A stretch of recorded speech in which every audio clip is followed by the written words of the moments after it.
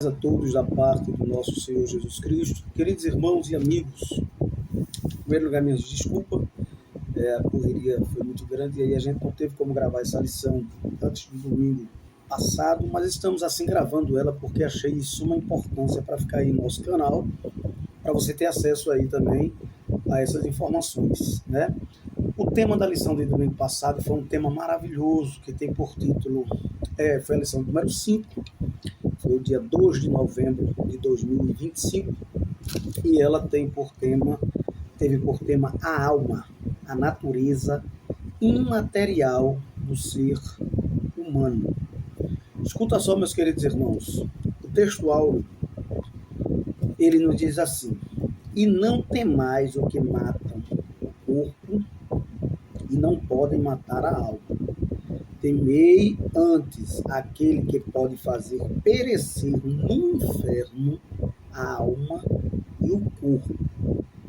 Detalhe, quando houver a ressurreição, uns ressuscitarão para a condenação e desprezo eterno, e outros ressuscitarão para a vida eterna. Amém? A verdade prática ainda nos diz assim: cuidar da alma é uma atitude fundamental para uma vida cristã estável e uma eternidade de alegria. Meus amados irmãos e irmãs de Cristo Jesus, a introdução da lição diz que na primeira lição, apresentamos um conceito preliminar da alma. A gente falou sobre alma aqui. A Bíblia fala, dependendo do contexto, a alma tem alguns significados diferentes devido ao contexto lá, mas sabemos que literalmente está ligado ao fôlego de vida e ao mesmo tempo o espírito, que são inseparáveis, a alma e o espírito. E vimos que junto do espírito elas são inseparáveis, como já diz o comentarista aqui, a alma compõe a parte material ou espiritual do ser humano, que o torna uma pessoa criada à imagem de Deus. Mas não só é a imagem e a semelhança. E aí a gente vai ver o conceito, a questão etimológica dessas palavras, para entendermos melhor essa questão. O primeiro tópico da lição nos diz assim: atributos da alma. Ele vai falar sobre atributos da alma. E dentro dessa perspectiva dos atributos da alma, está uma questão, o primeiro subtópico do primeiro ponto vai dizer de volta ao Gênesis, A gente vai voltar de novo aqui à questão do Gênesis, do livro do Gênesis, que é onde está a raiz, as origens das coisas que aconteceram de início, Gênesis quer dizer início.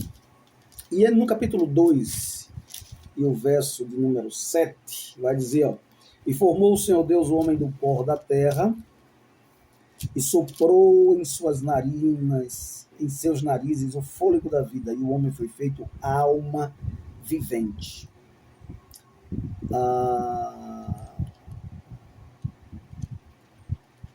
E na continuidade aqui, do capítulo, deixa eu ver aqui se é o 1 e o 28, tá? Criou Deus o homem à sua imagem, a imagem de Deus o criou, macho e fêmea. Mas no versículo 26 diz, e disse Deus, façamos o homem a nossa imagem, conforme a nossa semelhança, e domine sobre os peixes do mar, sobre as aves do céu, sobre o gado, sobre toda a terra e sobre todo o réptil que se move sobre a terra. E a gente vai ver que o homem está querendo dominar além da terra, Mandando nave para o espaço, satélites e aquela coisa tudo mais, e quer conhecer o outro planeta, Mas está aqui, a ordem de Deus, a determinação foi essa. Passou desses limites aqui, já é uma outra questão, que a gente não vai entrar em detalhe agora. Porém, é importante saber que ao homem foi dada a forma de governo, E dentro dessa perspectiva aqui da alma e do homem sem imagem e semelhança de Deus, e aqui o comentário vai dizer, o homem é um ser pessoal, criado à imagem de Deus, com autoconsciência, autodeterminação, criado, o Criador fez de seu representante, dando-lhe poder de governar sobre toda a obra criada, vai dizer, encher a terra, sujeitar-a, dominar-a, Sua capacidade de administração com compreensão e decisão moral é resultado do caráter consciente e autônomo da alma humana, Mas aqui ele já está dando a explicação e a resposta, né, de alguns detalhes. Mas a gente precisa entender, por exemplo, o que é imagem? O que é semelhança? Imagem e semelhança são sinônimos ou são coisas diferentes? E aí a gente vai aprender que a palavra imagem é uma palavra de duas, ela é uma raiz das duas palavras hebraicas usadas, uma com o significado imagem, tisselen, tá? E a outra demut, que é semelhança. Não são sinônimos, isto é, não possuem o mesmo significado, e a gente precisa entender o que é imagem, o que é semelhança. Parece tão simples, e até é aparentemente, mas quando a gente vai para uma resposta concreta, as pessoas ficam sem saber defini-la, tá? Diz que imagem, né, é a foto da pessoa, ou alguma coisa que se parece, semelhança, né, o que tem semelhança, e tem também realmente sentido. Mas dentro da proposta de Deus aqui, qual foi o realmente significado de imagem e semelhança? Então, a palavra tisselen é proveniente de uma palavra hebraica que se traduz por projetar uma sombra, ou produzir uma sombra. Ou seja, imagem, imagine a sua sombra, né, diante do sol. O sol bate em você e projeta ali a sua sombra. Não é você, é a sua sombra. Mas só está ali por causa de você. Se você não existisse, não teria aquela sombra. Tá? Então, mesmo assim, somos nós. Somos a sombra de Deus. A sombra de quem é Deus. A imagem de quem é Deus. Só que nessa sombra você não vai ver os detalhes. Você vê apenas a sombra.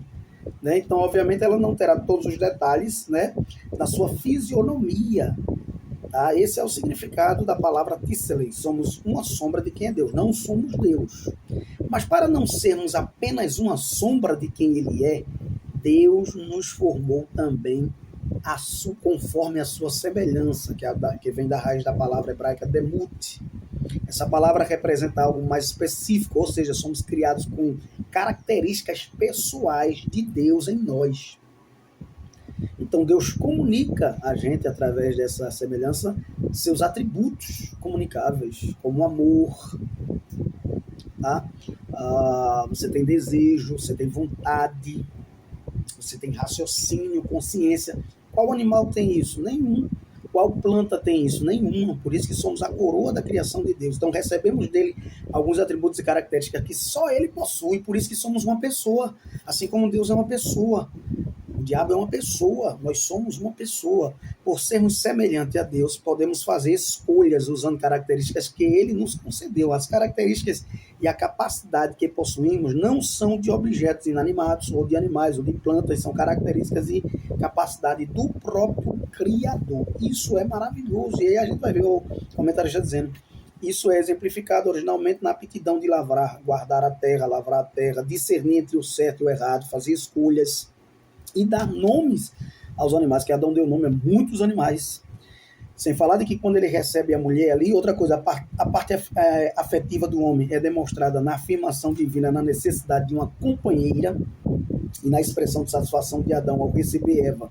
Alguns eruditos acreditam que foi ali. A primeira poesia é um pouco macabra ao nosso ver, mas tem todo o sentido que ele vai dizer: essa agora é ossos dos meus ossos e carne da minha carne. Foi tirada do varoa, será chamada varoa, portanto o varão foi tirado. Então, já no segundo subtópico diz entre o espírito e o corpo, e aí tem uma ligação tremenda da alma, que fica nessa divisão, que só a palavra de Deus sabe onde é que está a divisão da alma e do espírito, conforme Hebreus. Tá? Então tá lá, um corpo feito por Deus está lá, mas não tinha vida. Mas quando ele sopra, e aí entra o espírito e entra a alma, a gente vai observar que a alma do homem é sua personalidade ou distintivo pessoal, certo? Seus três principais atributos são emoção, sentimento, razão, intelecto, tá? Volição ou vontade.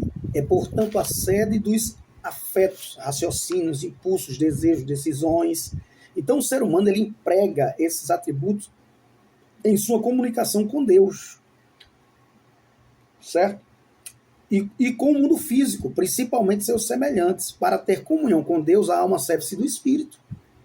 Para comunicar-se com o próximo, O veículo é pele, é olho, é ouvido, é nariz, é os 5 sentidos, né? É cabeça, corpo e membro, tá? Então, ó, é interessante isso. E a alma fica aí, nesse intercâmbio aí, tá?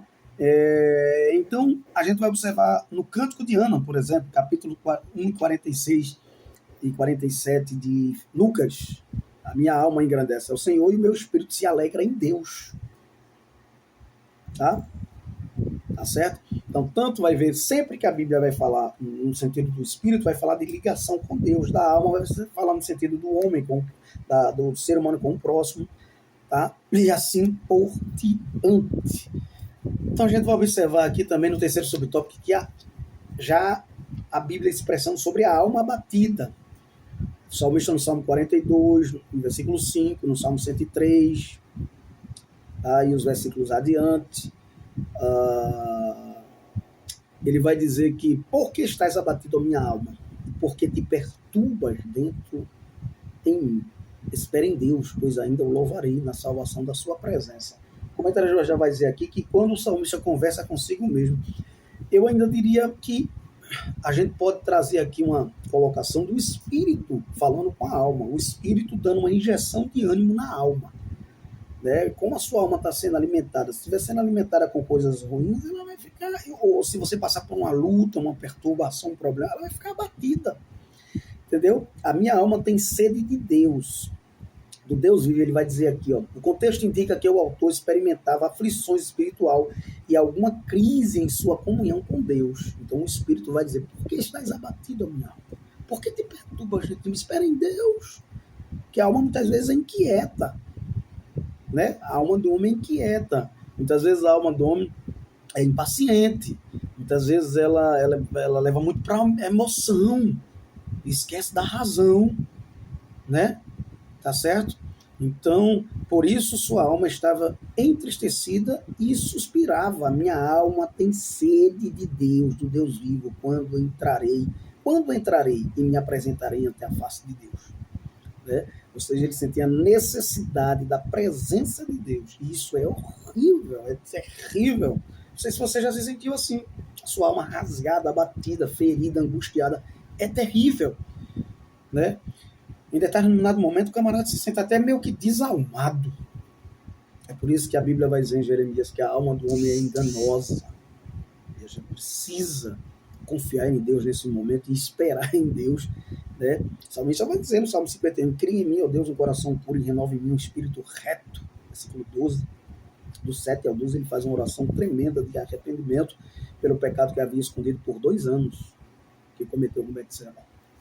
Queridos irmãos e irmãs e amigos também que nos seguem aí na rede social, o segundo subtópico nos diz a natureza da alma, imaterialidade e imortalidade. Veja bem, no primeiro subtópico do segundo ponto diz distinção de substâncias. Jesus vai mostrar claramente nesse texto aqui de Mateus capítulo 10, versículo 28, essa diferença da parte material para a parte imaterial. Tá? E vai mostrar também essa imortalidade da alma. A alma não morre. Não morre. Tá? Vamos ver aqui, ó. Esse texto o texto de Mateus 10, 28 é um excelente fundamento para o estudo da alma como parte de natureza imaterial do ser humano. Em um só versículo estão profundas verdades espirituais reveladas por Jesus. Não foi por qualquer um, foi por Jesus a respeito da psique, do grego, da alma.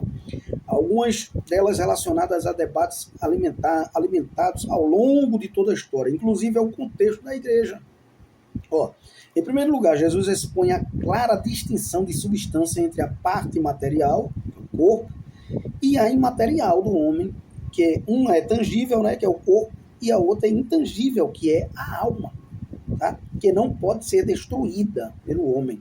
Um homem pode vir e atingir o seu corpo, mas a sua alma ele não vai matar, pode matar o corpo. Nesse ponto é importante observar que em vários textos das Escrituras a parte imaterial é representada ora pela alma e ora pelo espírito. Tem alguns textos que vai, como a alma e o espírito são inseparáveis, apenas a palavra de Deus, apenas Deus pode saber onde está essa divisão, e não nós. E Então, nesses casos, as referências sempre abrangem ambas as substâncias devido à sua inseparabilidade. Conforme Eclesiastes 12:7, né, diz que o corpo volta ao pó e o espírito volta a Deus. Já Tiago vai falar diferente, que as obras sem a fé é como o corpo sem alma. Tiago 2:26. Já Apocalipse 6:9 vai falar uma outra questão. Tá? Então, o segundo subtópico fala sobre a imaterialidade e responsabilidade pessoal.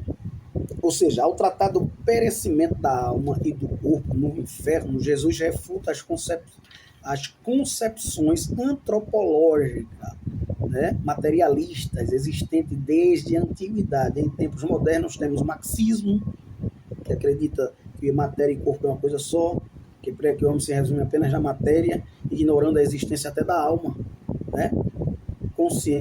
Da alma consciente após a morte. E aí a gente vai ver o texto de Lucas 16, o próprio Jesus, a maior referência e autoridade, e nesse caso aí a gente poderia chamar ele, obviamente, de uma charge hermenêutica, né? Que é mal interpretada por alguns, citam esse termo, mas interpreta de um jeito diferente, quando na verdade Jesus é o centro de todas as escrituras. Ele está no Gênesis, está no Êxodo, está no Levítico, no Número, Deuteronômio, em todos os textos está lá, Cristologia, Cristo está lá, Cristo é o centro, né? A palavra é dele, tá? Porém o Espírito Santo também nos ajuda, e a gente sabe disso, há o abismo espiritual na hermenêutica, que só ajuda aí a graça do Espírito Santo para entendermos melhor a iluminação dessa palavra. Mas Jesus aqui, ele esclarece que mesmo depois do morto, o rico e Lázaro, o rico vai para o inferno e Lázaro vai para o seio de Abraão. E ali é uma conversa de pessoas conscientes de onde estão, do que estão sentindo, do que estão vivendo no momento. Tá? Ainda que Jesus use algumas ironias na narrativa lá, mas não é uma parábola, porque tem nomes. Pai Abraão, Moisés, Lázaro, e aí por diante. E outras em parábolas não existe nome de ninguém, apenas figuras representativas das coisas. Então, essa ideologia ateísta nega a pecaminosidade e a responsabilidade moral do indivíduo. Por quê? Porque se não tem alma, morreu, acabou. Você vai pecar o quê? Vai pagar o quê? Né? Só que Paulo vai dizer, se isso fosse verdade, seríamos os mais miseráveis homens da face da terra. E Paulo foi aquele que destrinchou as doutrinas da Sagrada Escritura. Paulo foi aquele que teve experiência com Deus nas Arábias por 3 anos, aprendendo do próprio Senhor Jesus Cristo. Foi aquele que subiu ao céu e disse que viu coisas inefáveis que não era lícito contar aos homens. Então não foi qualquer um, né? Então, olha, escuta bem. Eles consideram que o mal é estrutural, que a culpa é a sociedade, que as pessoas individualmente são vítimas de estruturas opressoras. Existe um fundo de verdade nisso, mas não é toda a verdade. Identificam pecados sociais, mas não individuais, né? Esse engano considera a necessidade de arrependimento, conversão e salvação pessoal e mantém as almas de seus adeptos no caminho da perdição eterna, juízo eterno, tá? Debaixo da ira de Deus, que vem a classificação do inferno. Então, toda ideologia que promete solução absoluta para os problemas do homem por meio de doutrinas sociais, políticas ou econômicas incorre no mesmo erro. E aí o comentarista vai colocar aqui no terceiro subtópico materialismo e teologia, que é trabalhada a ideia da teologia da libertação, que é trabalhada pelo catolicismo, e a teologia da missão integral, né, que é um outro tipo de teologia, que são teologias que não condiz com a verdade das Sagradas Escrituras, que são contraditórias, tá? Elas não condiz com a teologia que a gente prega, né, do ensino de Deus, das coisas interpretadas por meio das lentes da Sagrada Escritura. Então, o que prega a teologia da libertação? Em primeiro lugar aqui, ó, a visão materialista da natureza humana vai além das questões políticas e ideológicas, afeta também a teologia, principalmente quanto à missão da igreja, que é a ortopraxia, isto é, a prática correta de seguir a palavra de Deus. No campo católico inspira a teologia da libertação e no protestante a teologia da missão integral, tá? Que ambas se alimentam de concepções socioeconômicas e políticas comuns ao marxismo, fora do padrão das escrituras, que por sua vez tem como fundamento o ideário materialista e crítico que busca tirar Deus do cenário humano e extinguir as lutas de classe social. É complicado, né? Então, ó, o que prega a teologia da libertação? O que é que ela prega? Que está fundamentada no campo católico. Ela tem opção preferencial pelos pobres. Jesus não tinha opção preferencial por ninguém, ainda que ele falou muito aos pobres por causa do lugar, da maneira, veio trazer uma lição de humildade, mas na questão todinha não é essa. Ele é para que todo aquele que nele crê. O evangelho precisa ser levado até os confins da terra. Classe pobre, média, rico. Jesus não faz acepção de pessoas. E essa teologia da libertação faz. Então, está fora do contexto de Cristo. Ela é considerada também uma teologia política. Ela interpreta Jesus como uma figura política que se opôs aos poderes estabelecidos em favor da justiça. Aí tem um fundo de verdade, mas não é toda a verdade. Né? Classifica Jesus como uma figura política. Jesus não era uma figura política, Jesus era Deus, é o Filho de Deus, e veio para morrer pela humanidade. A proposta, a missão dele era essa, não libertar os judeus do Império Romano. Não. Disse: o meu reino não é deste mundo. Tá? A missão que ele veio cumprir, ele cumpriu. Então, está fora de cogitação. Ela é pregada, ela é ensinada, ela foi trazida pelo Brasil por Leonardo Boff, que ele é um dos expoentes dessa teologia da libertação aqui no Brasil, tá? Porém, ela vem de Estados Unidos e assim por diante. O que prega a teologia da missão integral, e essa daí já é seguida por alguns protestantes, ela rejeita a visão dualista que separa o ser humano em alma e corpo. Está fora do padrão também, porque a Bíblia separa alma, corpo e espírito. O próprio Jesus, aqui no texto que a gente leu anterior, fala sobre isso. Então, a missão também é desenvolvida de forma contextualizada, respeitando a cultura local e buscando modelos e liturgias que sejam relevantes para o contexto latino-americano. Outra coisa, a Bíblia, o Evangelho é cultural, transcultural, mas é também contracultura, dependendo do tipo dessa cultura. Se essa cultura vai de encontro aos princípios estabelecidos na palavra de Deus, o Evangelho pode ser contracultura. Amém? Então, vamos mais adiante. Toda negação da condição pecaminosa do homem é no mínimo um ateísmo prático, independentemente dos viés que assuma.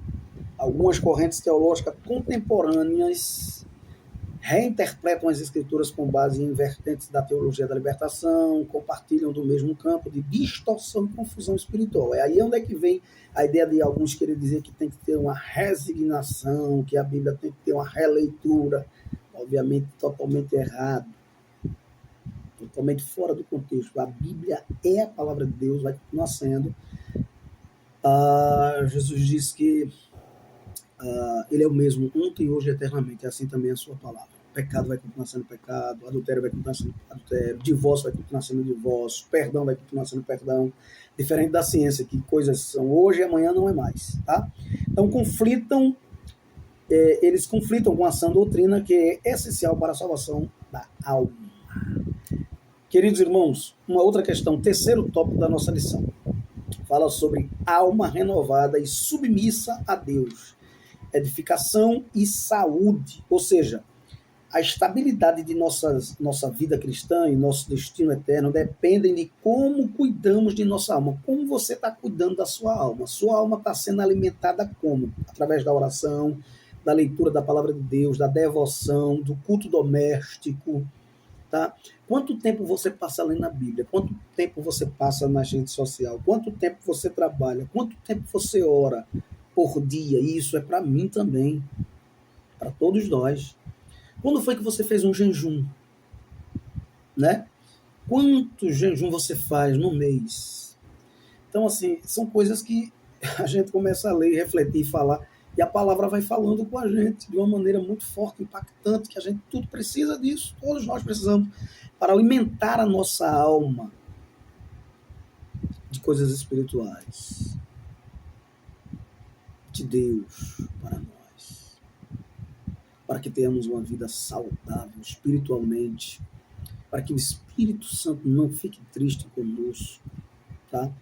Então, a oração é um meio eficaz para nos livrar da ansiedade, um transtorno de dimensão global.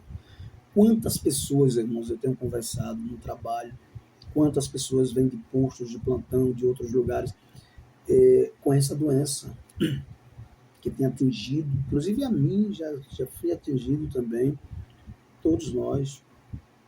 Então, mas quando a gente está alimentando o nosso espírito, a gente está bem com a vida, com Deus, consigo mesmo e com o próximo, a gente fica um pouco mais distante dessa realidade. Tá? Mas quando não temos propósitos, sonhos, por termos muitas frustrações, muitas vezes, a gente chega a esse ponto. Mas que Deus nos abençoe, que Deus nos ajude, que Deus dê ânimo, né? Que Deus nos dê graça, que Deus nos dê sabedoria, que a gente possa temer ao Senhor, porque o temor ao Senhor é o princípio da sabedoria. Aí Paulo vai falar em Filipenses 4:6, e é um versículo tremendo, e eu preciso ler para vocês. Não estejais inquietos por coisa alguma. Antes, as vossas petições sejam em tudo conhecidas diante de Deus pela oração e súplicas com ações de graça. E a paz de Deus, que excede todo o entendimento, guardará os vossos corações, a vossa alma e os vossos sentimentos em Cristo Jesus. Aí ele continua: quanto mais, irmãos, tudo que é verdadeiro, tudo que é honesto, tudo que é justo, tudo que é puro, tudo que é amável, tudo que é de boa fama, se há alguma virtude e se há algum louvor, nisto pensai. Se a pessoa se acorda de manhã cedo, já vai escutar um programa televisivo de repórter policial, ele vai ver sangue sair pelas telas da televisão. Ele vai ficar com medo de sair na rua. Se a pessoa mal se acorda, já se acorda escutando as notícias ruins que acontecem na política, ainda que a gente precisamos estar atualizado, mas nem sempre a gente precisa estar vendo isso todo o tempo, toda hora. Aí vai ficar com a alma perturbada. Está vendo assassinatos, está vendo roubos, está vendo? Isso vai ficar como? Como é que a sua alma está sendo alimentada? Já dizia um grande homem de Deus que o começo do seu dia vai determinar o final dele. Se quando começa o dia, você começa lendo a palavra, orando, falando com Deus, fazendo o seu devocional, com certeza o final do seu dia será maravilhoso. Mas se você já começa com coisas ruins, vai terminar pior. É mesmo porque Eclesiastes diz que cada dia traz o seu mal, consigo o seu mal. Então a gente precisa estar colocando coisas boas diante dos nossos olhos. Os olhos são a janela da alma. Amém, amados? Amém, queridos? Que Deus nos abençoe e que nos dê sabedoria a esse respeito. Paulo vai dizer tudo que é verdadeiro. Vamos olhar e ver o que é verdadeiro. Não, mas aquilo ali é algo real. Sim, é real para aquela pessoa, mas para a gente não está acontecendo no momento. Deixe para sofrer no dia do seu sofrimento, de uma perda de um familiar ou de alguém mais próximo. Tá? Porque já é tanto sofrimento que a gente vive, que a gente enfrenta na vida, e a gente vai estar alimentando mais essas coisas. Não, se alimente de coisa boa. Amém?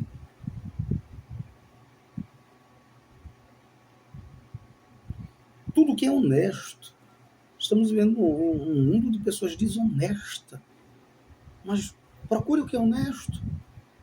Tudo que é justo. Estamos vivendo um mundo de injustiça política, social, religiosa. Mas procure o que é justo. Deus abomina a injustiça. Tudo que é puro, procure coisas puras para botar diante dos seus olhos, para ouvir, para falar, para ensinar, para abençoar. Tudo que é de boa fama. Tantas pessoas estão com uma fama ruim, estão sendo difamados. Né? Quantas pessoas vão para a rede social para difamar o outro, para desmoralizar o outro, o seu próximo? Mas procure boa fama.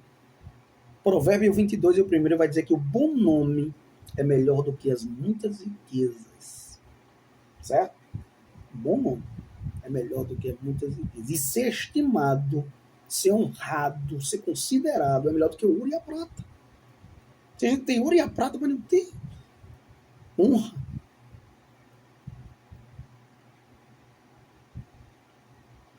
Tudo que é de boa fama. Se há alguma virtude, ele ainda vai fazer uma ironia aqui nisso, pensar nisso. Amém?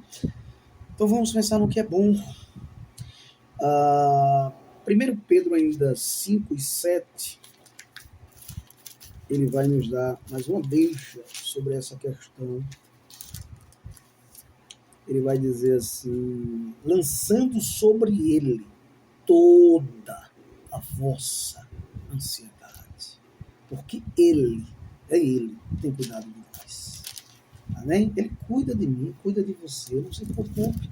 Ele cuida dos passarinhos, quanto mais de mim e de você. Então Deus nos dá sua paz e protege nossas emoções e pensamentos, conforme Filipenses 4:7. Agora a gente precisa ver o que é que está assistindo, o que é que está vendo, o que é que está ouvindo, o que é que estamos fazendo, o que é que estamos alimentando. Você está alimentando com o que a sua alma? Com lutas, com angústias, com calúnias, com difamação? Vai ter problema. Vai ter problema. É preciso fechar essas janelas, né, da memória lá e abrir novas janelas. Deleta o lixo da memória. Tá? Então, e nos guia no caminho de sua vontade. Nossa parte é alimentar nossa mente apenas com o que edifica. Alimente a sua alma, a sua mente com o que edifica. Louvores, adoração, gratidão, oração, jejum, sacrifício, comunhão. E aí você vai ter uma alma feliz e alegre. Então, o que falamos, o que ouvimos, o que lemos, o que vemos, nossos hábitos diários determinam a saúde de nossa alma. O que é que você está vendo? O que é que você está falando? Com quem você convive? Me diz com quem tu anda e eu digo quem tu és.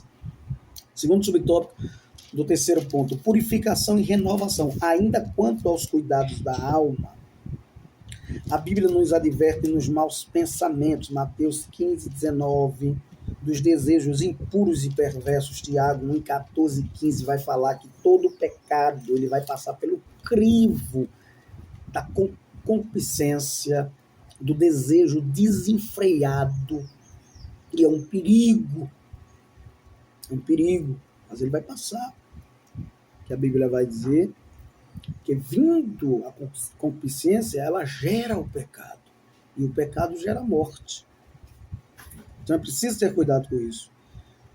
Provérbios 21:10 vai falar também alguma coisa a respeito disso. 1 Pedro 2:1. Tá? 1 Pedro 2:1, como eu já estou aqui, eu vou ler para vocês. 1 Pedro 2:1. Vamos ver o que diz a palavra de Deus. A palavra é alimento para a alma.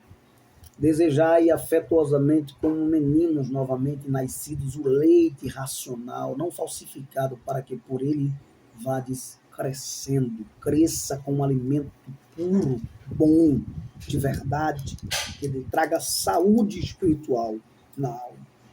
Tá? Salmo 1, o primeiro, vai falar também, né? Bem-aventurado o varão que não anda segundo conselhos dos ímpios, não se detém no caminho dos pecadores, não se assenta na roda de zombadores, de escarnecedores da palavra. Tá? Então, olha, devemos purificar e renovar nossa alma. Efésios 4:23-24 vai falar sobre isso, para que sejamos transformados e experimentemos a boa, agradável e perfeita vontade de Deus.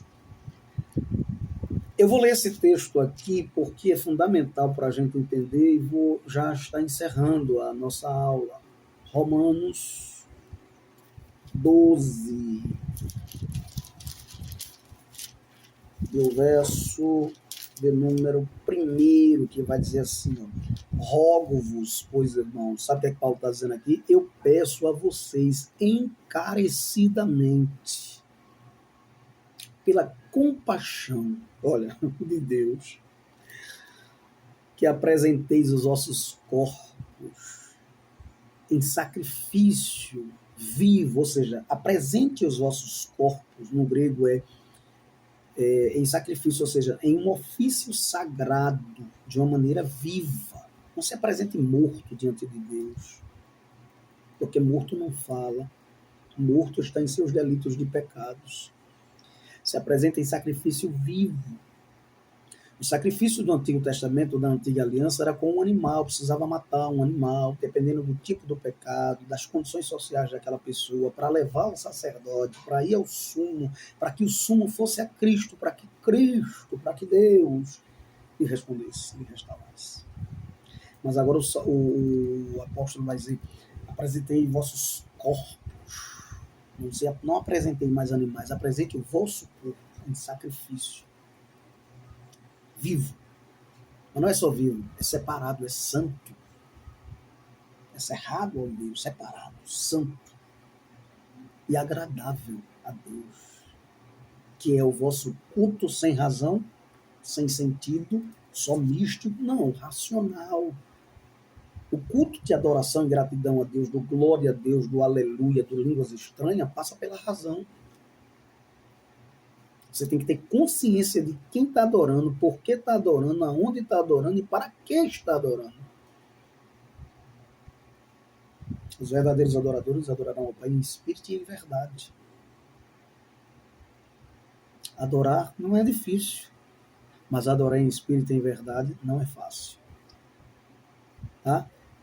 Então, queridos, que a gente possa estar renovando todos os dias a nossa mente com aquilo que é puro, que é verdadeiro, que é honesto, que é amável, que é de boa fama, para que o Espírito Santo de Deus haja em nossas vidas. Amém? Que Deus nos abençoe, que Deus nos guarde, que Deus nos livre de todo mal. Queria pedir perdão aos irmãos pelo motivo de estar mandando essa aula agora, mas eu queria que vocês assistissem e fossem abençoados pela misericórdia e graça de Deus, e que a mão do Senhor alcance a cada um de vocês, e que o temor do Senhor esteja sobre a vossa vida, e que a graça de Deus o envolva em nome de Jesus. Se inscreva em nosso canal PB Samuel Nascimento de Melo, canal Palavra da Vida. A palavra de Deus é viva, é eficaz. Que Deus os abençoe, vos guarde, nos livre de todo mal. A conclusão diz assim, queridos: o cristão precisa viver em plena santificação, o que inclui a contínua rejeição de pensamentos, sentimentos e desejos pecaminosos, mantendo pura a sua alma. A gente não determina o que vem para se pensar, mas a gente determina o que quer continuar pensando. Martinho Lutero, não lembro agora se essa frase é de Agostinho, maior teólogo do Ocidente, né? De Hipona, ou de Martinho Lutero. O Martinho Lutero, que diz assim: você não pode impedir que um passarinho sobrevoe sobre a sua cabeça, mas você pode impedir que ele faça um ninho, que ele more lá. Tá? Então, atribui-se a Lutero a frase que diz, né? Não podemos impedir. Olha, não tinha nem lido aqui agora, vou reler. É a Lutero, não é a Agostinho, não. A frase que diz: não podemos impedir que os pássaros voem sobre as nossas cabeças. É impossível, né? Assim como a gente não pode impedir que um pensamento venha, que uma seta venha, que um desejo venha, que uma vontade imprópria venha, que um sentimento terrível venha.